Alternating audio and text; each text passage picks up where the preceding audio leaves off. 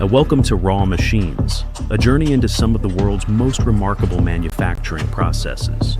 Today we explore the traditional bell founding process of the Mabillon family at their foundry in Saarburg, Germany, where centuries-old artisanal methods are still carefully preserved. Here, metallurgical knowledge and craftsmanship are passed down through generations, forged into resonant tones built to endure time itself. Let's begin the journey.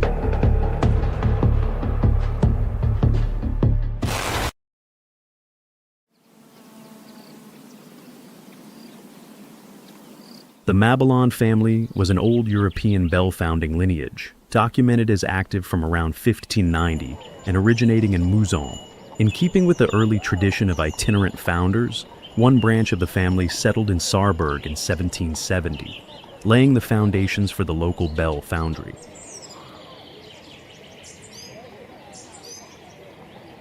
Although the workshop became permanently established only at that time, the oldest surviving Mabillon bell, dated 1639, demonstrates that the technical tradition had developed much earlier. A key figure was Urbanus Mabillon, a bell founder and cannon founder, who was granted professional privileges by the elector of the electorate of Trier.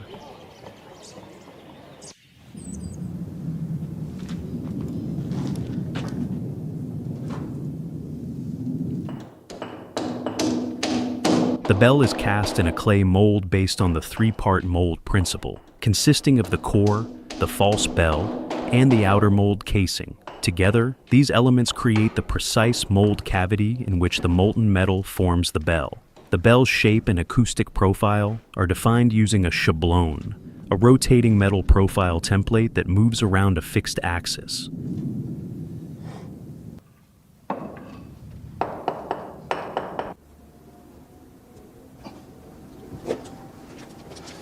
During the preparation stage, the schablone is mounted on a vertical iron spindle anchored into the ground and stabilized by a supporting frame. The key technical requirement is that both the spindle and the support structure must be perfectly vertical. Even the slightest deviation can deform the mold and directly affect both the bell's geometry and its sound quality.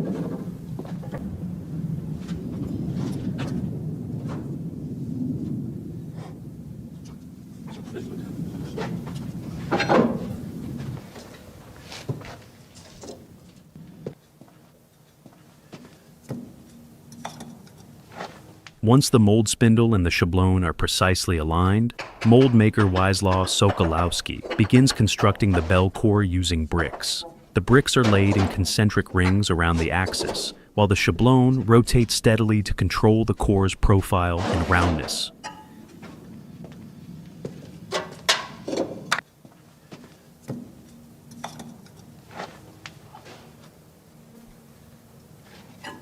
According to technical calculations, selected bricks are deliberately spaced apart at defined intervals to create ventilation channels.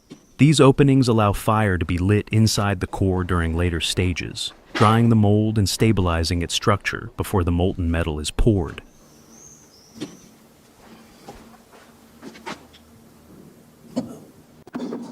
The mold under construction belongs to a 5-bell peal, commissioned for St. Joseph Parish in Merzig. The core bricks are carefully measured and tapered to maintain an accurate circular profile. Partially fired bricks are preferred because they are easier to shape. Around the exterior of the core, a load-bearing iron ring is firmly installed, enabling the entire mold assembly to be lifted and lowered into the casting pit at a later stage.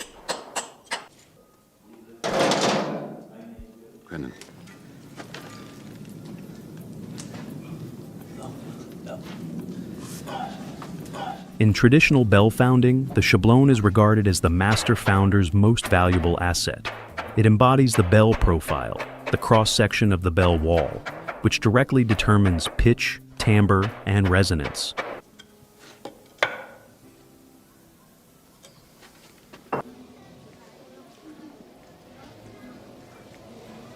The master founder's first and most critical task is the precise calculation of this profile. It is initially drawn with compass and pencil onto a thick wooden board, where geometric coordinate points are laid out according to previously calculated acoustic parameters.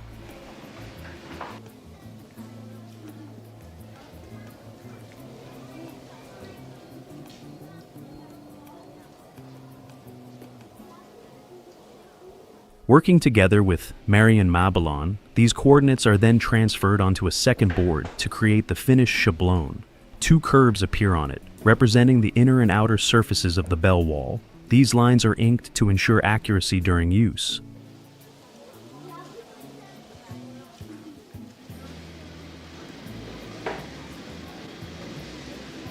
The schablone also records the intended pitch and the name of the commissioning parish. Before being put into service, the board is carefully cut and shaped along the defined profile, making it ready for the subsequent stages of mold construction.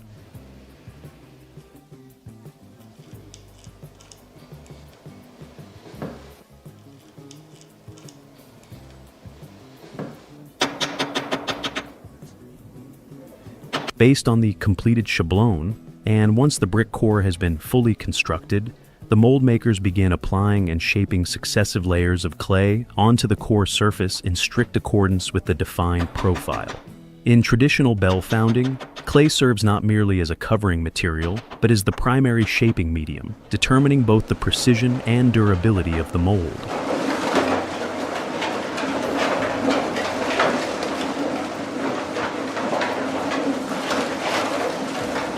The molding compound consists of clay mixed with horse manure, prepared in varying consistencies to suit each stage of the process. The clay is crushed and thoroughly blended in the foundry's clay room to ensure fineness, plasticity, and adhesion, while minimizing cracking during drying and withstanding the high temperatures of casting.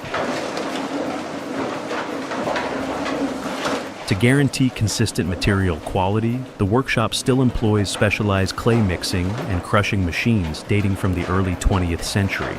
By combining the rich local clay deposits of Saarburg with time-honored mixing techniques, the Mabillon family has preserved the reliability of its bell molds across generations.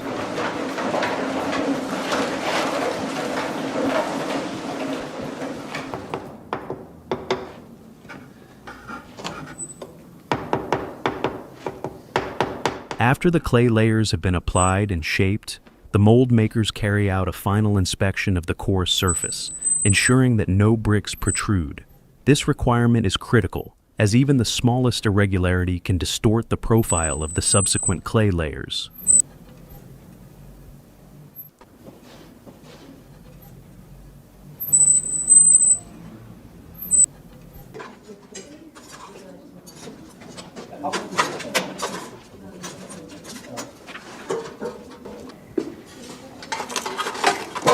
For the 5-bell peel commissioned for Merzig, 3 of the smaller bell cores have been completed and moved to the internal drying stage. Each core is initially fired with charcoal briquettes to establish a base temperature, then kept alight with coke to maintain stable heat throughout the drying process.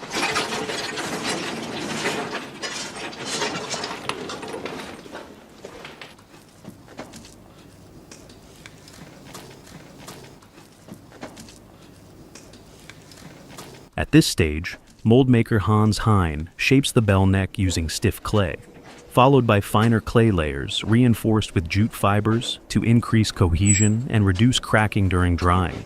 The entire core is fired overnight. Bell founders often liken the core to a tall brick kiln. Ventilation openings at the base draw in air, while the bell neck functions as a chimney.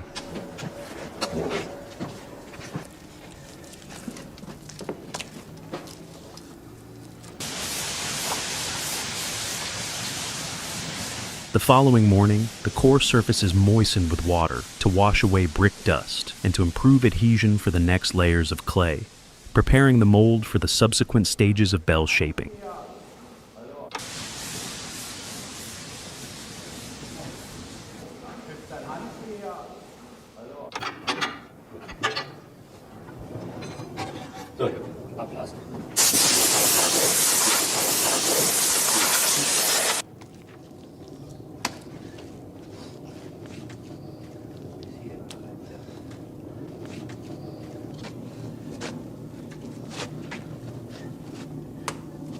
Once the bell core has been dried, stabilized, and its surface properly prepared, the mold makers move into the stage of precision, shaping using the profile template. At this point, mold makers Hans Hein, Wisław Sokolowski, and Josef Ulrich carry out the fine shaping of the bell core.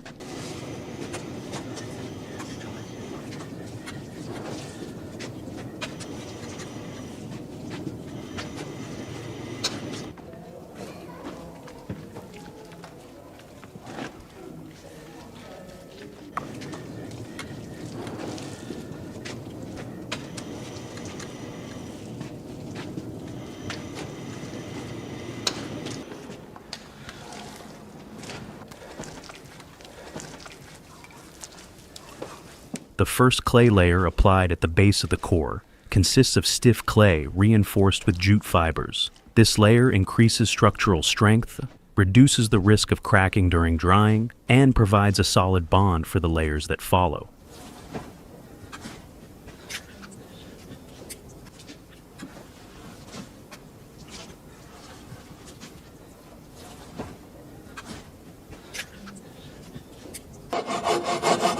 The central body and the bell neck are then coated with a more fluid clay, allowing the schablone to scrape and shape the surface accurately according to the designed profile. During the initial pass, the edge of the schablone retains its full thickness. In subsequent passes, the edge is gradually chamfered inward, leaving only a very narrow contact edge to ensure geometric precision of the mold surface.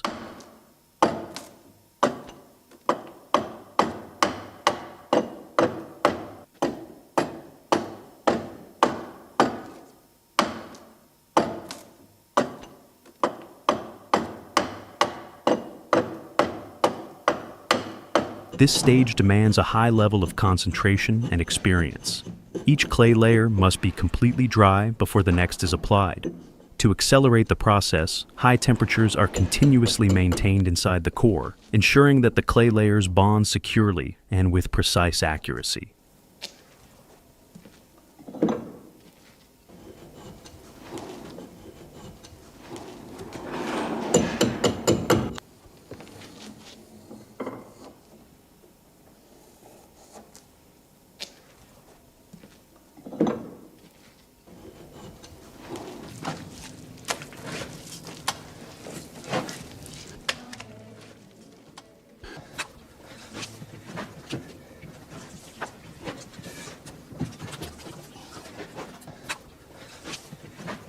Bells predate Christianity and were originally used in ritual practices, music, and signaling.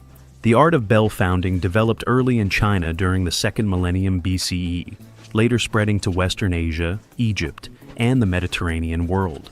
In Christian Europe, bells only became widespread from the 6th century CE onward.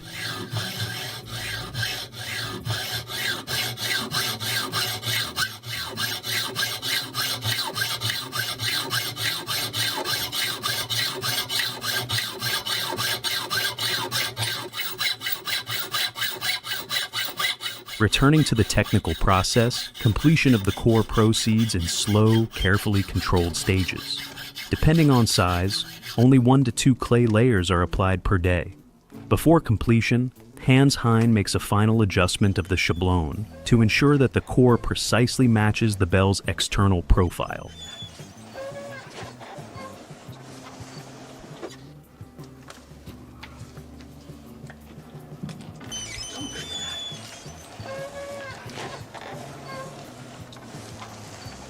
The final fine layers are applied when the internal temperature of the core exceeds 100 degrees Celsius. At the top of the core, a technical groove is formed to accommodate the suspension loop of the bell clapper. The total time required to produce the cores for the 3 smaller Mehrzig bells is 11 days. Once fully dried, the core surface is coated with graphite, serving as a release agent.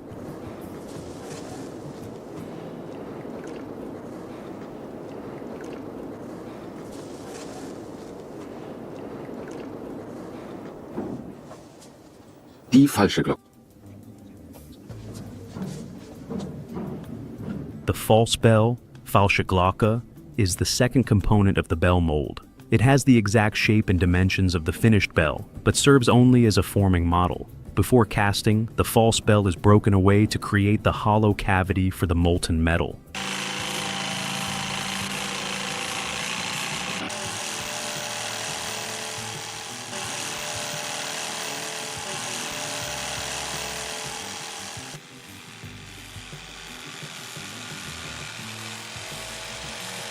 The mold base on which the false bell is built is not coated with graphite. In order to ensure proper adhesion, graphite is used only in later finishing stages of the mold as a release agent against molten metal. To produce the false bell, the schablone is initially rough cut. After the first clay layers are applied, the schablone must be reworked repeatedly, shaved down to millimeter accuracy, and realigned on the axis before each scraping pass.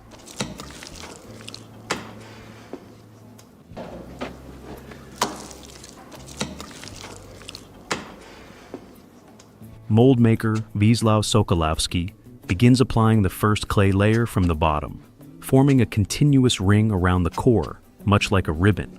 Unlike industrial metal casting, where molds can be reused, traditional bell founding requires a new false bell for each casting, as it is destroyed before the metal is poured.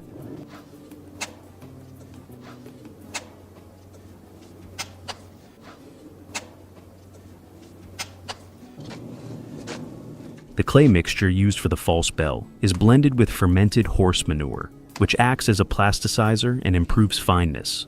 The manure comes from draft horses, fed exclusively on hay and oats, and is aged together with the clay for several months to achieve the required plasticity. As suitable manure sources have become increasingly scarce, the foundry maintains its own horses to ensure a consistent supply of this material.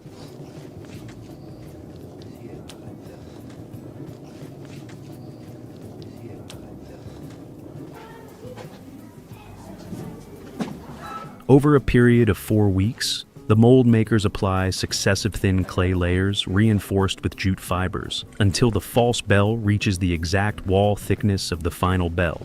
At this point, the second component of the casting mold is complete, ready for the subsequent stages of the process.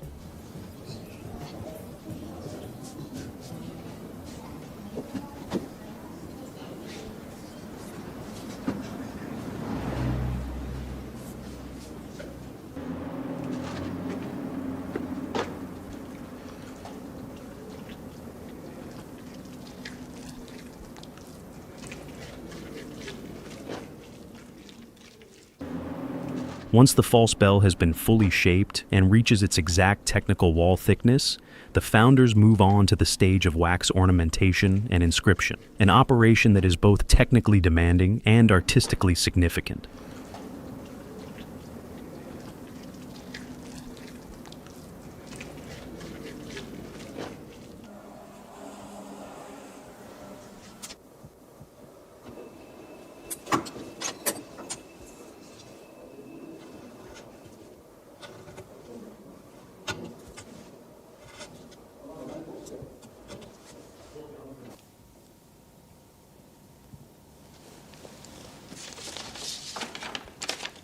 Marion Mabillon determines the reference lines and the placement of inscriptions, with spacing calculated in proportion to the bell's size. Measurements are taken from the crown of the bell at the top and from the sound bowl, the impact zone of the clapper at the bottom, to ensure a balanced and precise layout.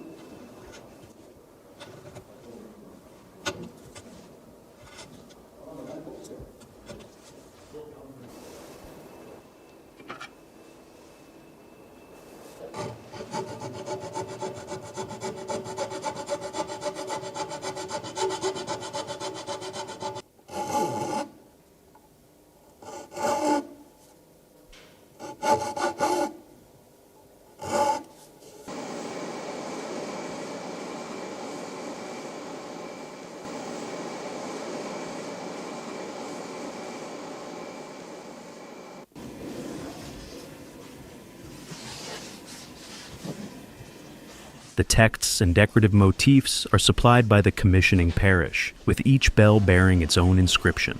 The reference lines are transferred onto the schablone and notched into the wooden template to serve as positioning guides. The surface of the false bell is then coated with a very thin separating layer made from a mixture of beef tallow and lard, applied entirely by hand. The mixing ratio is adjusted according to workshop temperature to maintain a consistent viscosity.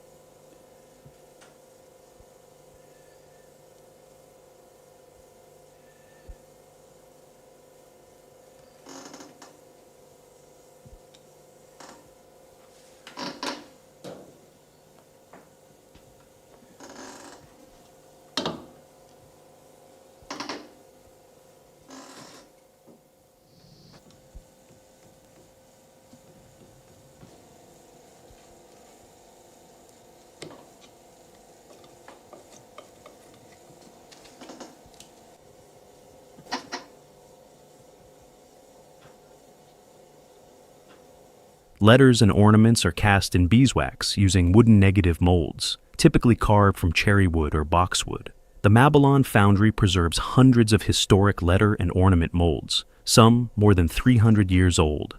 After an additional light coating of grease to improve adhesion, Marion Babylon carries out the process known as einzieren, attaching the wax letters and decorative elements to the surface of the false bell in their precisely defined positions.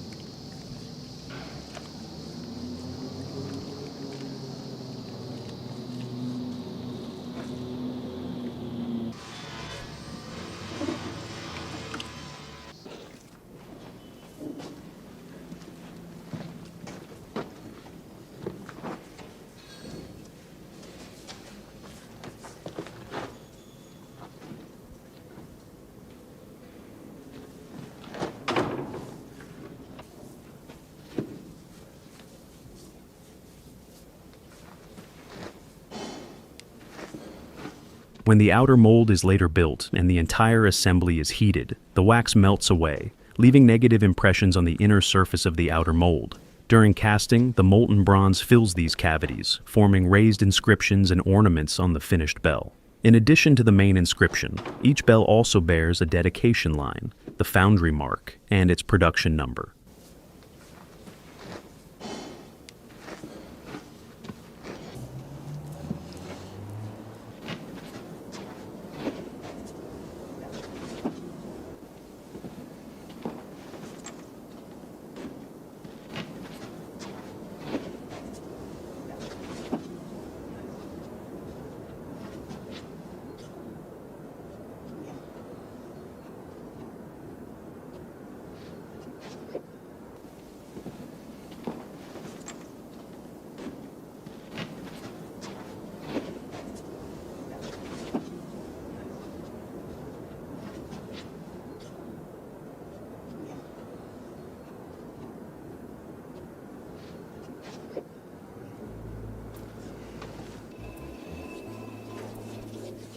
Once the wax inscriptions and decorations are complete, the mold makers proceed with building the outer mold, the third component of the bell mold. The first layers are made from extremely fine clay that has been fermented for a long period and carefully sieved, allowing every letter and ornamental detail to be reproduced with precision.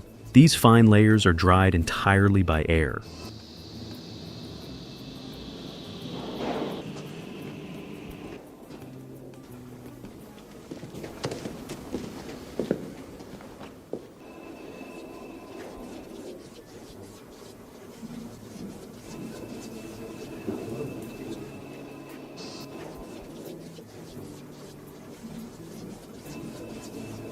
During this phase, no fire is lit inside the core, as heat would immediately melt the wax elements. Each layer is applied only after the previous one has fully dried. Up to 12 fine layers may be required to achieve a clean and sharply defined negative surface.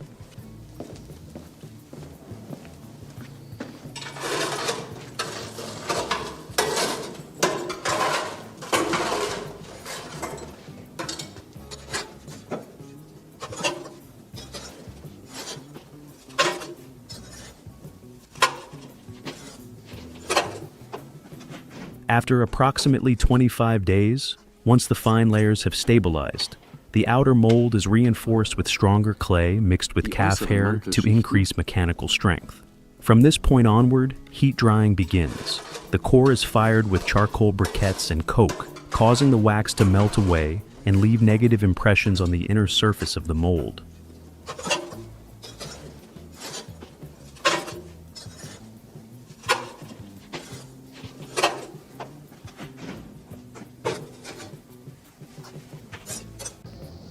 The outermost layers are then built up with stiff clay reinforced with jute fibers, ensuring the mold shell is strong enough for transport and for pouring molten metal. Although these layers no longer influence the bell's acoustics, The schablone is still used to finish the surface, in accordance with traditional practice at the Mabillon Foundry.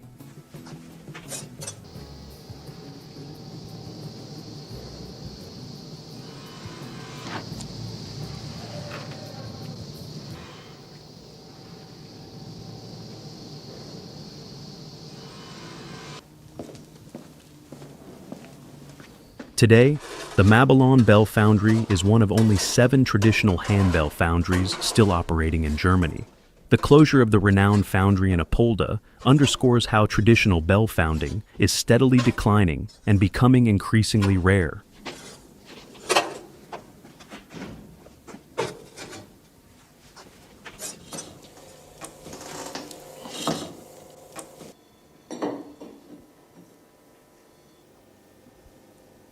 In parallel with the completion of the outer mold, the mold for the bell crown, or krone, is produced in a separate room. Arranged on racks are plaster models made in-house at the Mabillon Foundry, which serve as negative molds for the crown.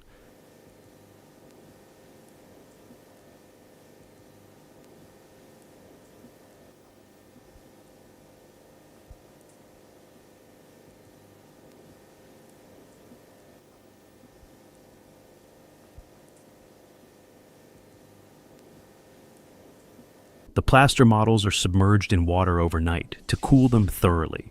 Mold maker Wisław Sokolowski then heats specialized casting wax and pours it into the molds. Upon contact with the cold plaster surface, the wax solidifies into a shell, while the remaining liquid wax is poured out, forming a hollow wax model of the crown.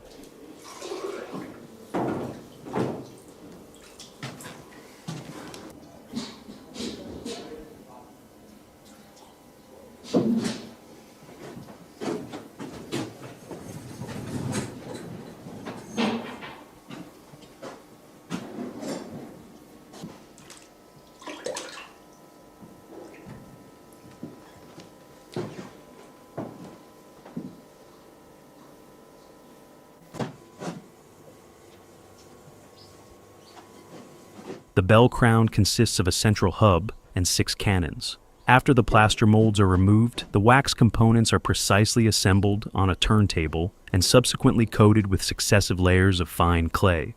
The number of layers is recorded using reference marks to control the mold thickness.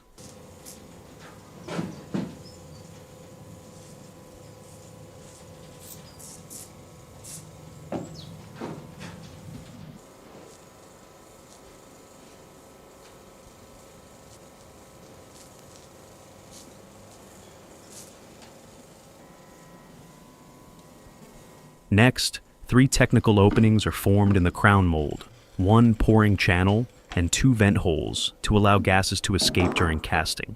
Finally, the mold is reinforced with layers of stiff clay, jute fibers, and fine clay until it reaches the required strength, ready to be joined with the bell body mold in the subsequent stages of the process.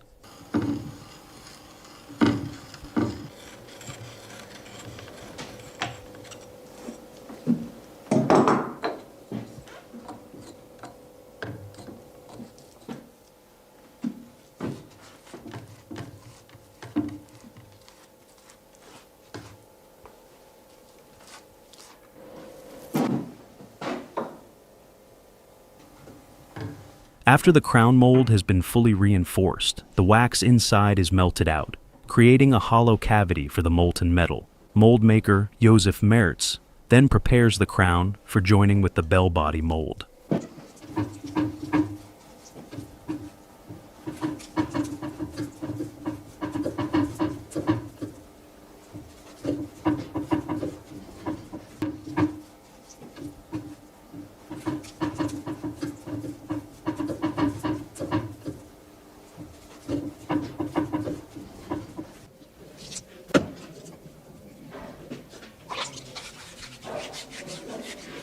The vent pipes are securely fixed to the crown.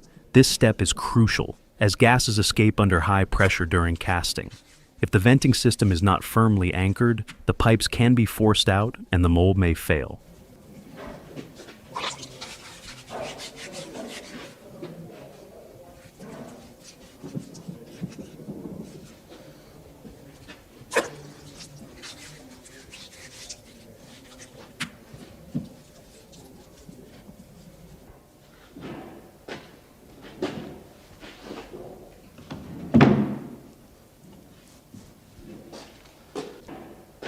Next, the crown is positioned onto the bell mold using pre-marked chalk alignment lines to ensure precise concentric alignment between the crown and the bell body.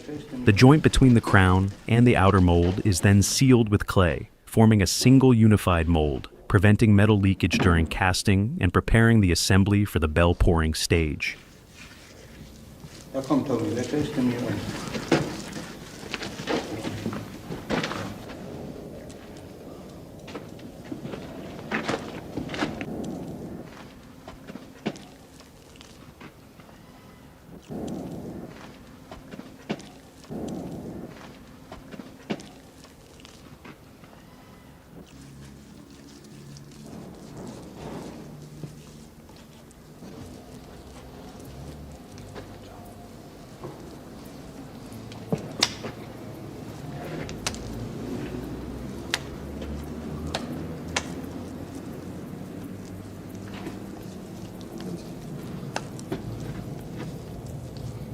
Bell founding is a traditional craft with a history spanning many centuries, requiring deep knowledge of materials and experience accumulated and passed down through generations. In Christian Europe, the craft was initially maintained by monasteries and, from around the 12th century onward, gradually passed into the hands of artisan families, among them the Mabillon family.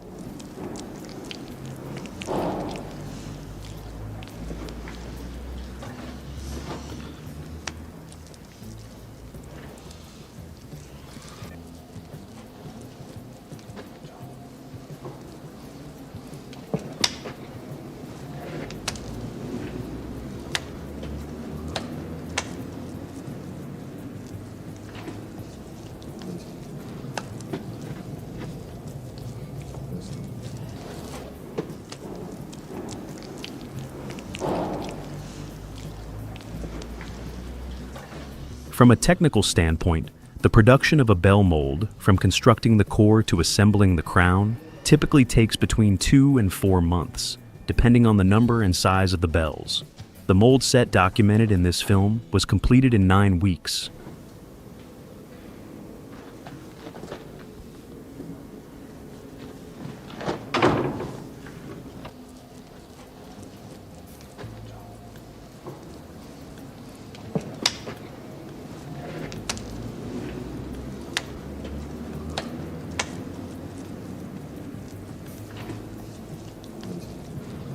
After mold assembly is finished, fire is kept burning inside the core so that the mold continues to dry over the following days.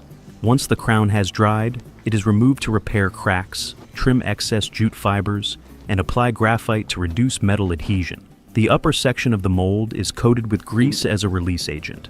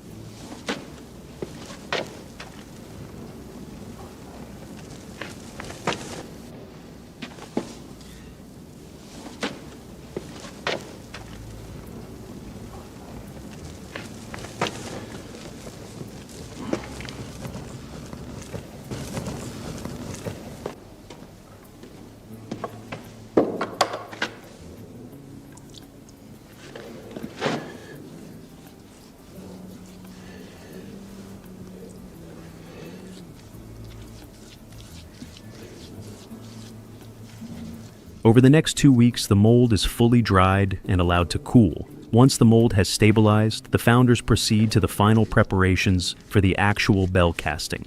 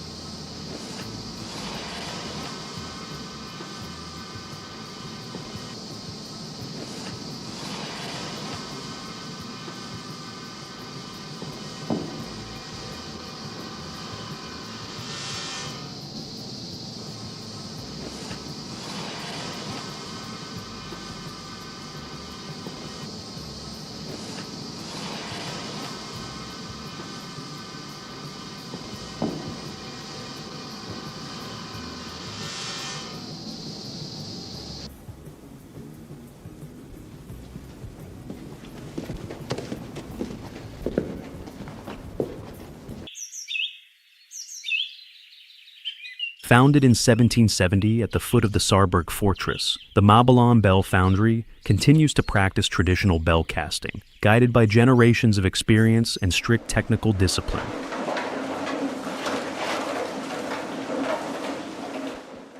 The foundry's work includes casting bells, manufacturing bell frames and tower shutters, and restoring historic bell installations. Metal components are handcrafted on site, while the clappers are forged by a specialist hammer mill in southern Germany. For the 5-bell peal commissioned by the Catholic parish of St. Joseph in Merzig, the bell molds have been prepared over many months and are now ready for the metal pour.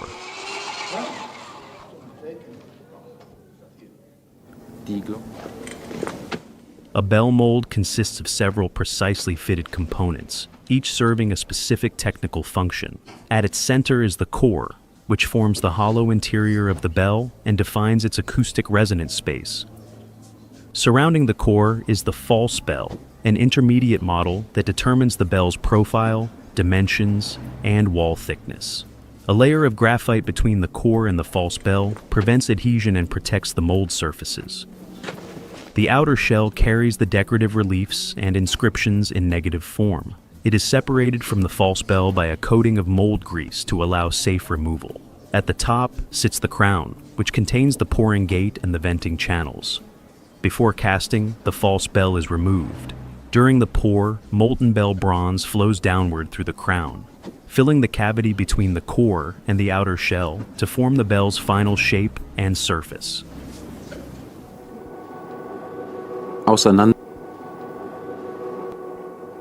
The final preparatory stage begins with the dismantling of the bell mold and a systematic inspection of every technical detail. At this point, even a minor error could jeopardize months of work.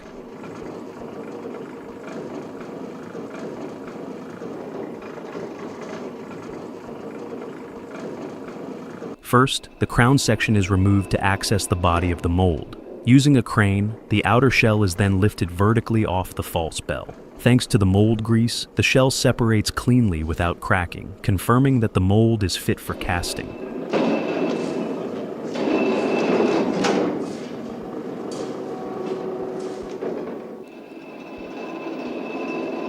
Chalk markings are applied to the inner surface of the outer shell to guide the casting process. The number 4 indicates the pouring sequence, while a diamond symbol marks the front face of the bell, where inscriptions and decorative reliefs are located. These markings ensure precision during the pour.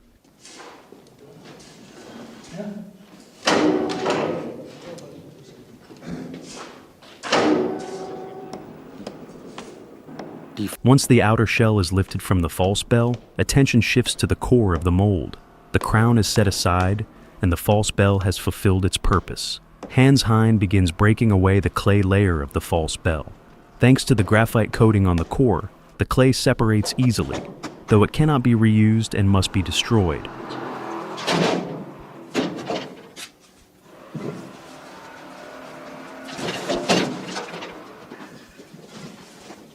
The outer shell and core are then cleaned by hand and with compressed air to remove residual dust and debris. The core is sealed with metal plates and reinforced with successive layers of clay and sand to ensure structural stability.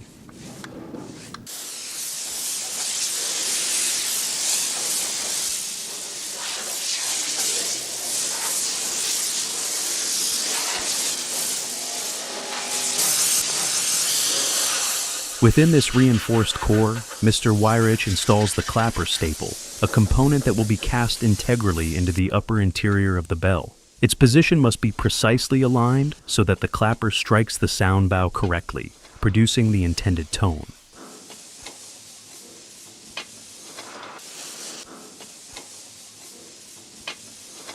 In bell casting, sound is not a matter of chance, but the result of calculation, experience, and tightly controlled tolerances.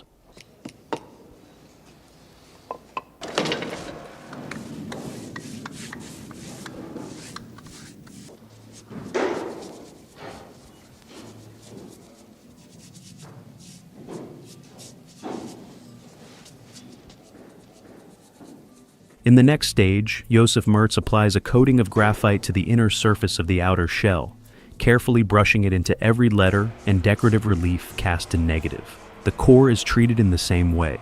This graphite layer forms a protective barrier, preventing the molten bell bronze from adhering to or scorching the mold surfaces during casting.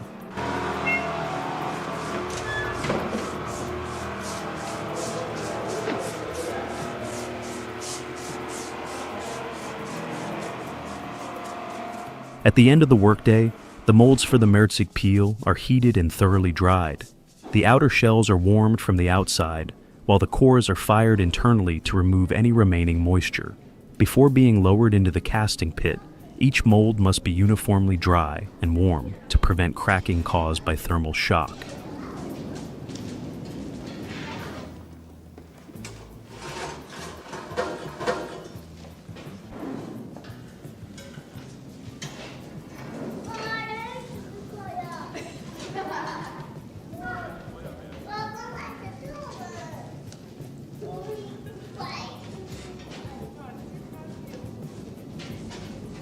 In traditional bell casting, even a trace of moisture or an incorrect temperature can destroy a mold, rendering months of preparation useless.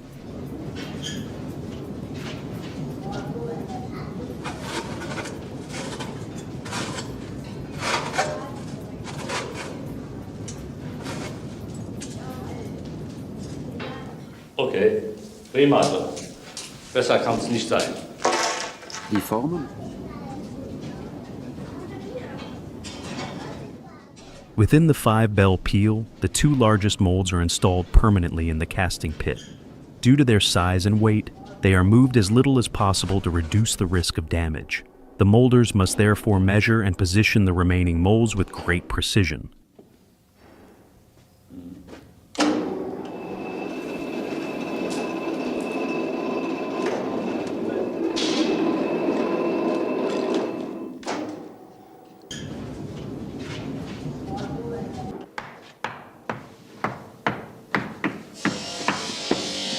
The 3 smaller molds are constructed on the foundry floor and fully assembled only after being lowered into the pit. Under the supervision of the master bell founder, Josef Merz and Hans Hein position the cores. Each core must be perfectly vertical and stable and is secured with wooden braces.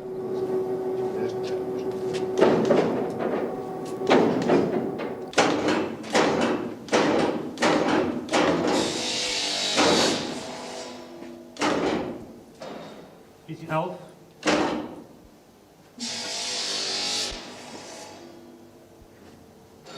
The outer shells are then fitted over the cores, aligned precisely with the pre-established reference marks.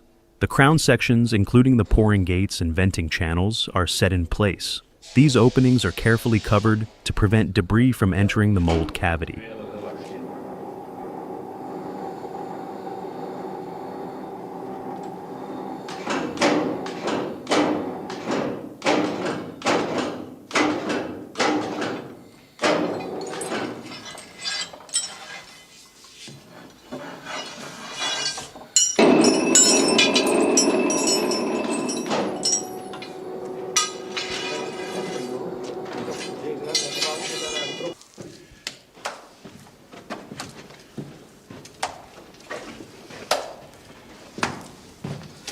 Finally, Josef Weirich and Czeslaw Sobolensky seal the joint between the crown and the outer shell with clay, completing the assembly and securing the mold in preparation for the metal pour.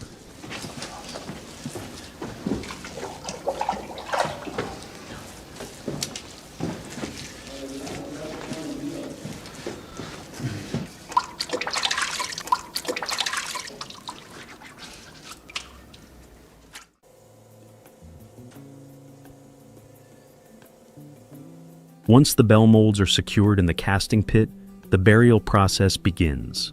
The pit is backfilled with topsoil, Mutterboden, sourced from the surrounding area, applied in layers approximately 20 centimeters thick to maintain precise control.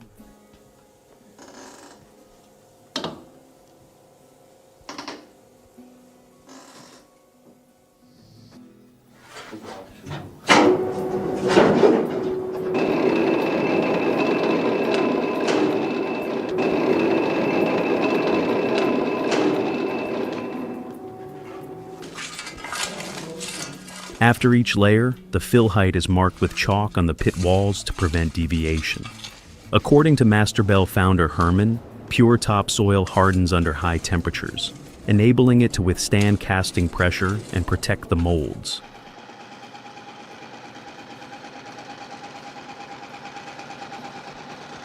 Each layer is leveled and compacted using an electric tamper.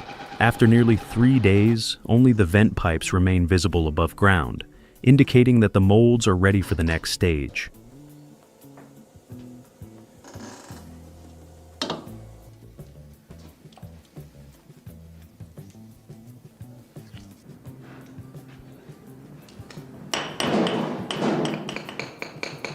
From the furnace, the casting pit is connected to the metal tap by a casting bridge. At the mouth of the pit, the molders construct a system of brick pouring channels, following chalk markings that define the main runner and the secondary runners.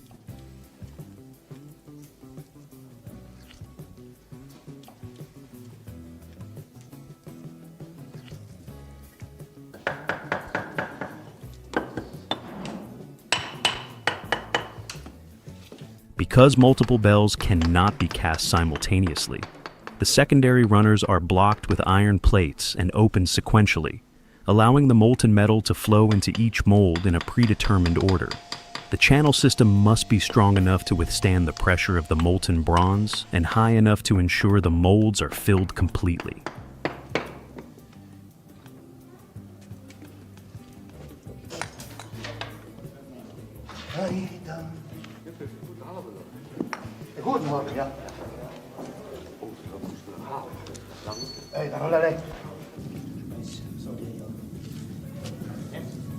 Once construction is complete, the brick channels are sealed with clay and coated with graphite.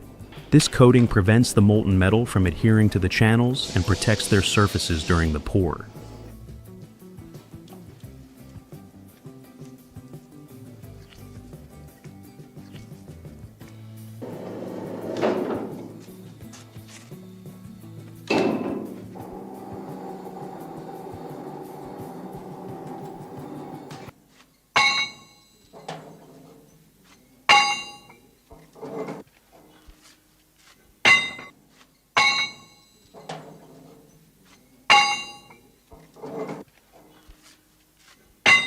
Casting the Merzig peel requires approximately 4,100 kilograms of bell metal, known in the trade as Glockenspeise.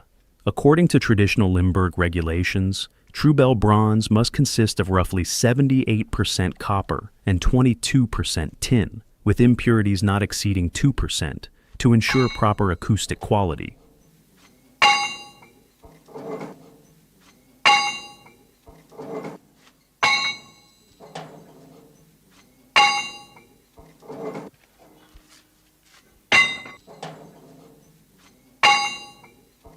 Based on the size and weight of each bell, Czesław Sobolewski, responsible for operating the metal chamber, charges the furnace with precisely calculated quantities of copper ingots in preparation for alloying.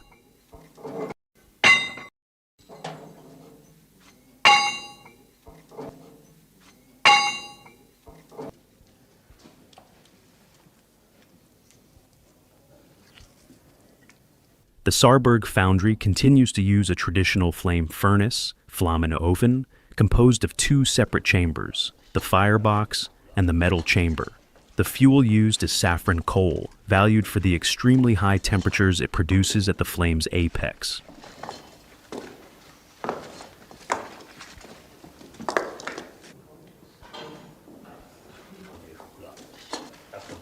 To complete overnight preparations, the molders light a parquet fire, within the pouring channel system, drying the clay and graphite coatings ahead of the metal pour, scheduled for the following afternoon.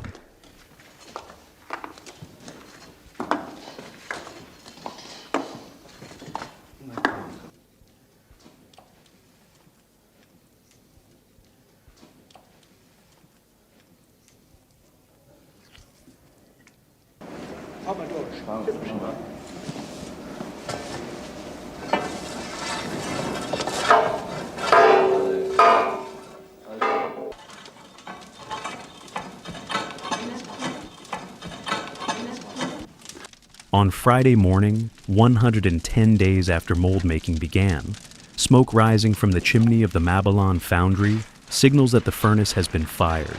The day's work follows a strict schedule. At set intervals, the fireman clears the grate and feeds oak wood and coal into the furnace until the metal in the melting chamber reaches approximately 150 degrees. In the firebox, temperatures at the peak of the flame can approach 2000 degrees, sufficient to fully melt the Bell alloy.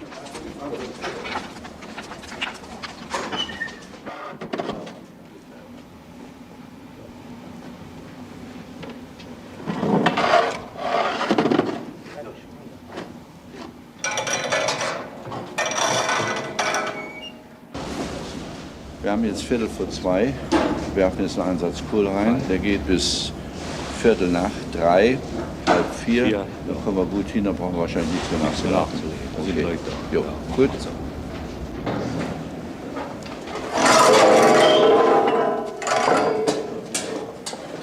Bell founders have no specific patron saint, yet at the Saarburg Foundry, they place their work under the protection of Saint Joseph. A statue stands in a wall niche beside the furnace chimney, and when the fire is lit, candles are kindled as part of a familiar ritual. As the founders explain, alloy composition, temperature, and metal flow can be controlled. But what happens inside the mold after the pour lies beyond direct human intervention. At that moment, faith becomes indispensable.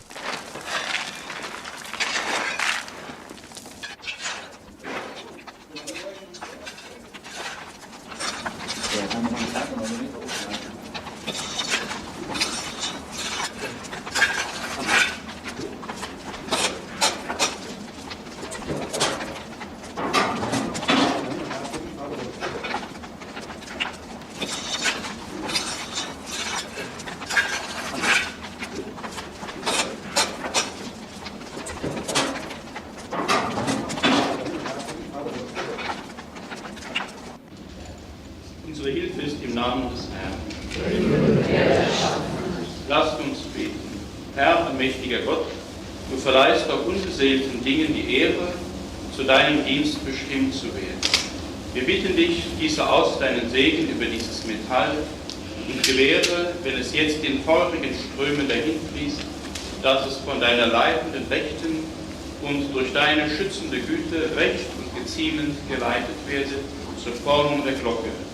Denn durch diese sollen deine Gläubigen zum Lobe und Ruhme deines Namens in der Kirche versammelt werden. Bitten wir durch unseren Herrn Jesus Christus, deinen Sohn, der mit dir und dem Heiligen Geist lebt und herrscht, Gott von Ewigkeit zu Ewigkeit. Amen. Nun wollen wir noch gemeinsam ein stilles Gebet zum Gelingen des Gusses verrichten.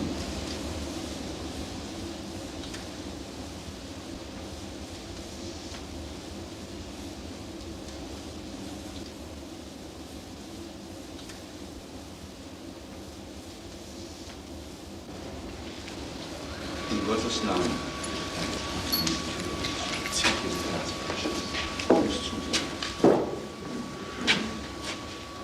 Bitte die Tür hinten schließen.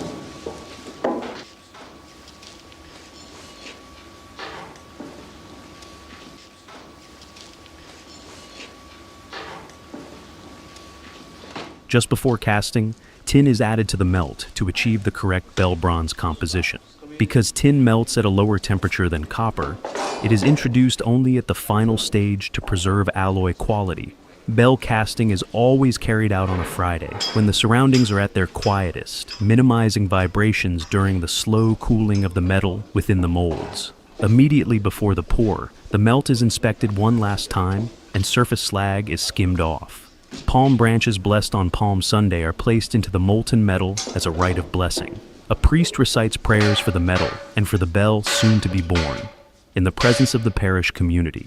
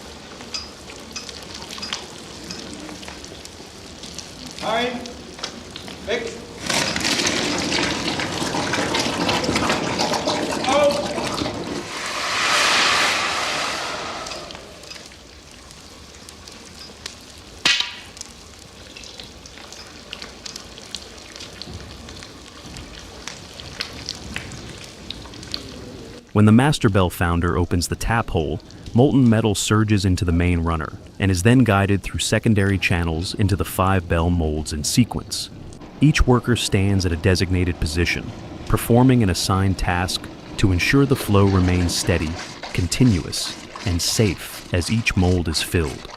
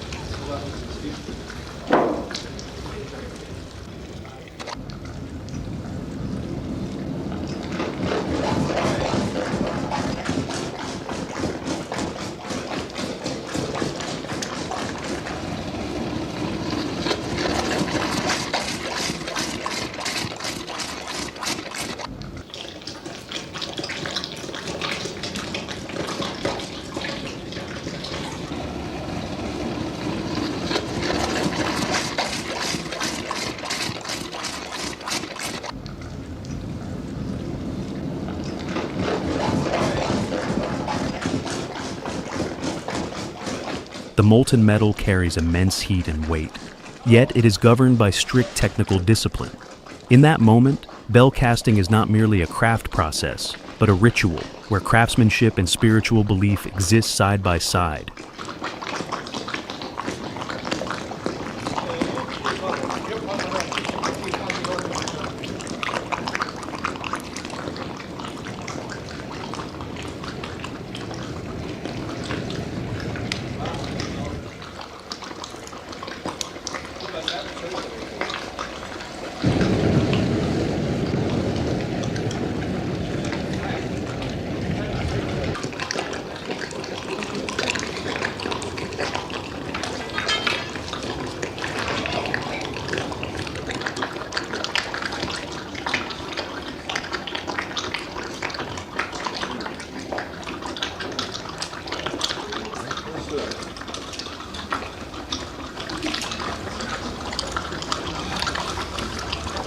Reiset alle Stämme der Menschen den Herrn, preist ihn all ihr Völker.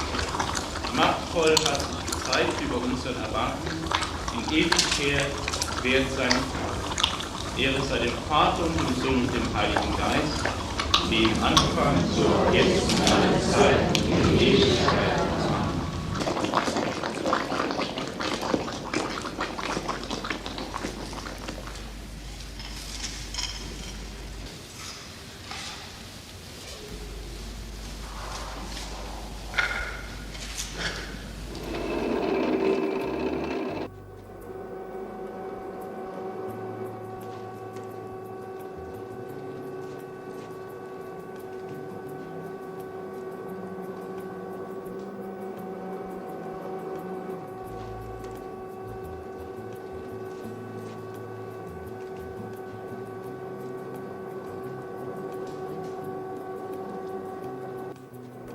After approximately 5 days in the casting pit, the bell molds are ready to be opened. The bells are left undisturbed over the weekend to allow the metal to cool slowly and stabilize naturally, avoiding vibration during this sensitive phase. On Monday, the molders begin dismantling the pouring channel system and excavating the bells one by one. Today, the final bells of the Merzig peal are brought to light.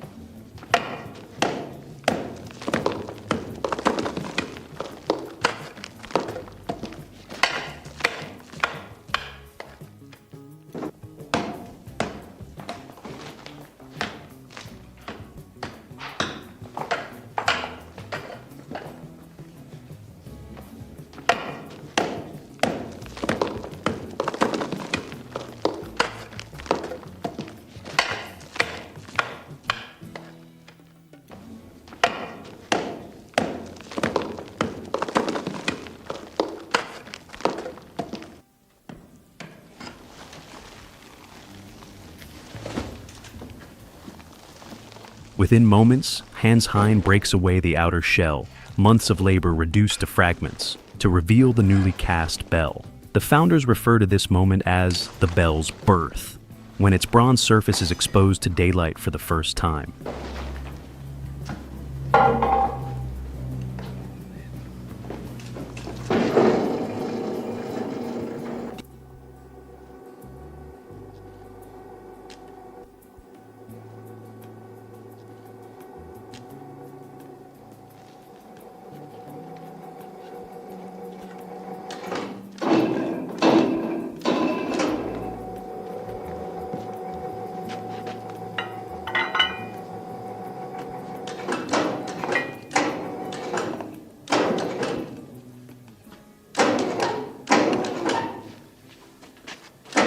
The atmosphere is tense with anticipation. Has the work of many months achieved the desired result? Members of the Merzig parish are present to witness the moment. The bell has not yet fully cooled. Its metal body still retains warmth. The core is then broken out from inside the bell. Gradually, the sand linings and cushions surrounding the clapper staple come into view. This staple has been cast integrally into the upper interior of the bell. A bell is a musical instrument, but it fulfills its purpose only when the clapper is suspended and strikes the sound bow correctly.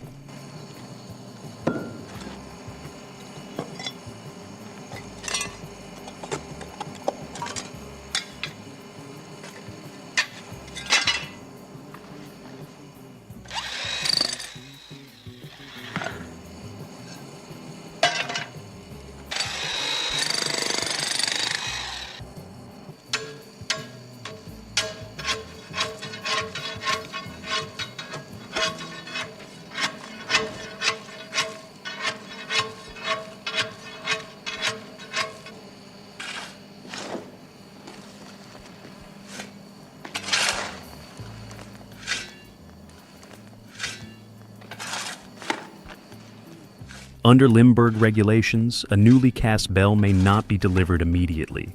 It must rest for approximately 3 additional weeks to continue stabilizing before undergoing formal acceptance, during which the bell's form, structure, and sound are examined one final time.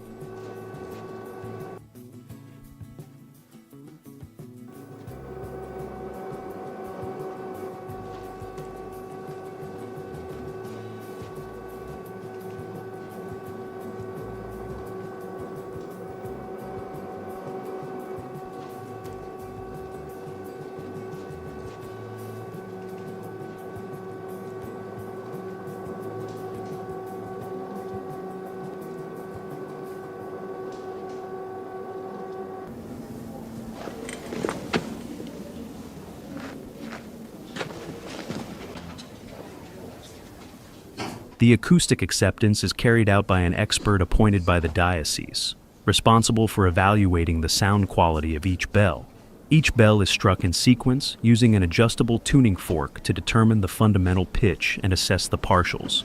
The results are recorded in an official acceptance report. The entire new peal is then rung to evaluate its overall harmonic balance.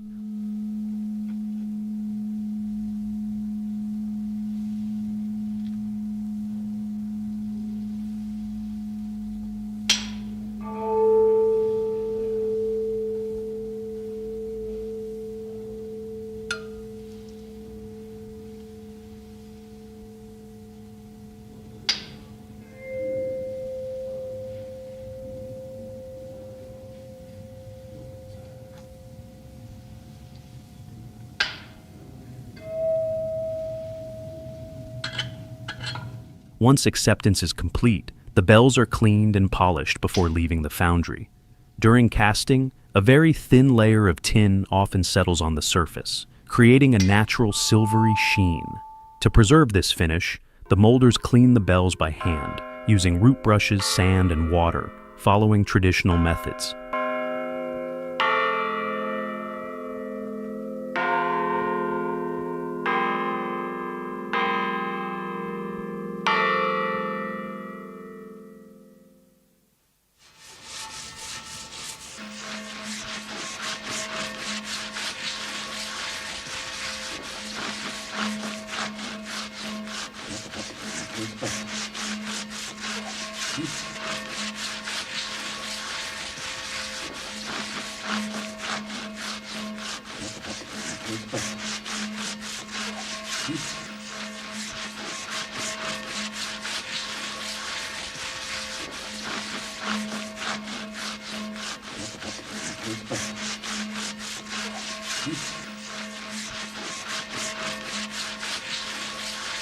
After approximately 150 days of work, the process comes to an end.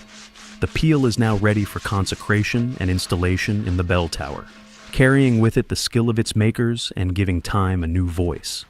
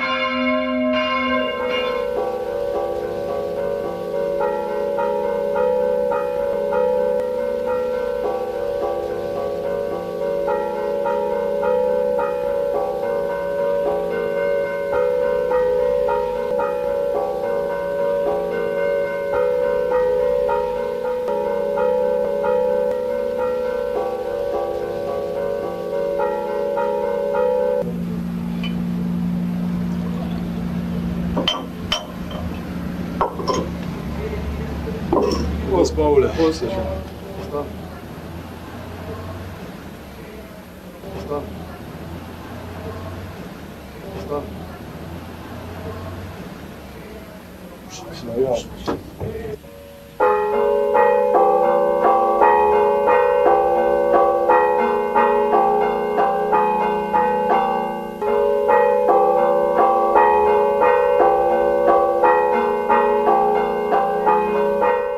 The Kirmes Festival in Niederdollendorf is a traditional parish celebration held annually in connection with the patronal feast and the religious life of the local community. The focal point of the festival is the parish church, where the solemn Kirmes Mass is celebrated and framed by the ceremonial Bayern bell ringing performed from the church tower, which plays a central role in summoning and uniting the congregation. Other festive elements such as processions, flag dancing, and shooting ceremonies serve primarily as complementary activities that honor and reinforce the shared local tradition. Ta.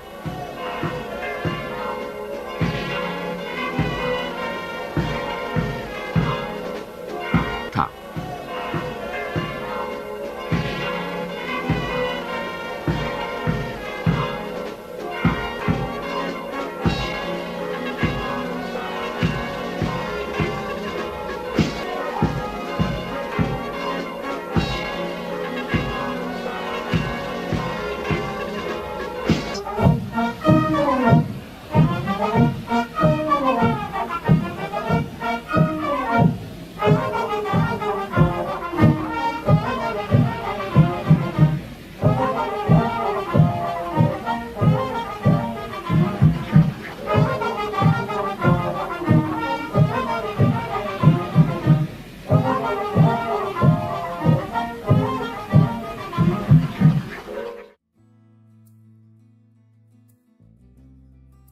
Traditional bell casting is a complex form of labor that demands patience, precision, and strict technical discipline.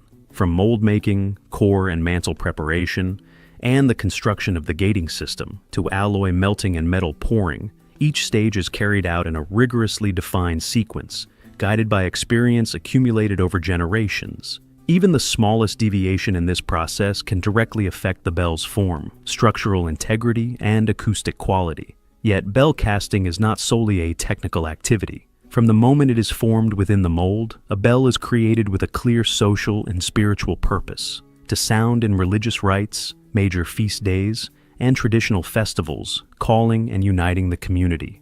The prayers offered on casting day reflect the founder's awareness that, while material and temperature can be controlled, the ultimate value of a bell's voice lies in faith and communal acceptance. Once unearthed, cleaned, stabilized, and acoustically tested, the bell enters the final stage of its life cycle.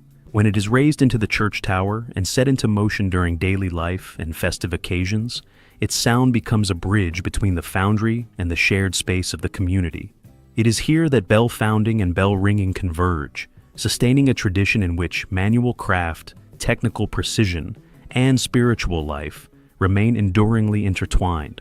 Thank you for listening to the end of this story. If you enjoy videos like this, please like, share, and subscribe so you don't miss future stories. Raw Machines. Thanks you for watching, and see you next time.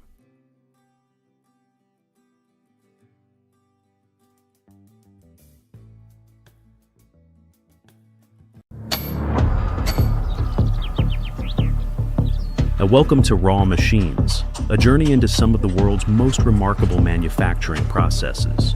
Today we explore the traditional bell founding process of the Mabillon family at their foundry in Saarburg, Germany, where centuries-old artisanal methods are still carefully preserved. Here, metallurgical knowledge and craftsmanship are passed down through generations, forged into resonant tones built to endure time itself. Let's begin the journey.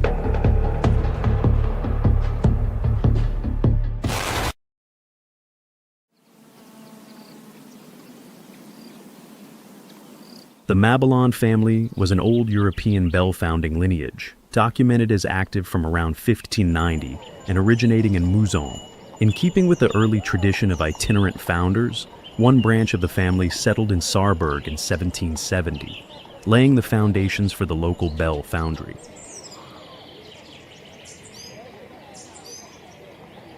Although the workshop became permanently established only at that time, the oldest surviving Mabillon bell, dated 1639, demonstrates that the technical tradition had developed much earlier. A key figure was Urbanus Mabillon, a bell founder and cannon founder, who was granted professional privileges by the elector of the Electorate of Trier.